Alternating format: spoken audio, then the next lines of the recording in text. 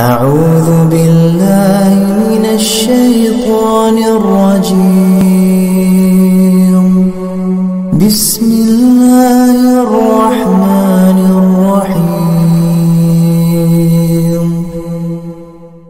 هل أتاك حديث الغاشية؟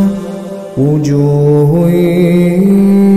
يومئذ خاشعة عاملة ناصبة تصلى نارا حامية تسقى من عين آنية ليس لهم طعام إلا من ضريع لا يسمن ولا يغني من جوع.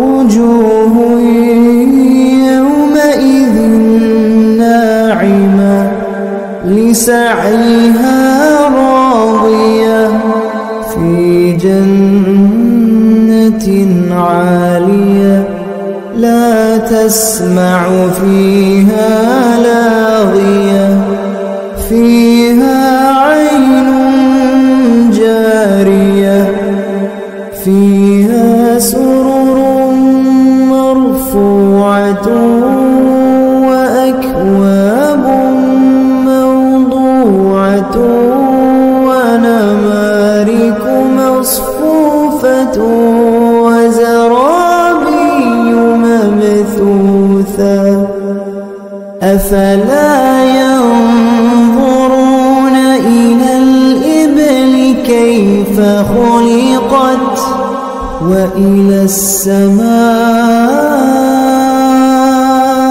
كيف رفعت وإلى الجبال كيف نصبت وإلى الأرض كيف سطحت فذكر إنما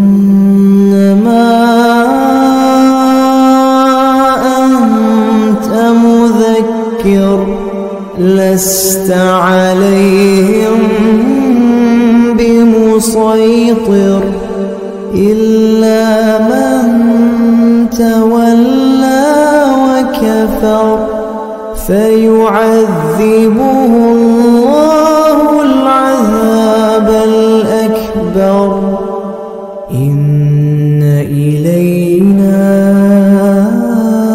إيابهم إن إلينا إيابهم إن إلينا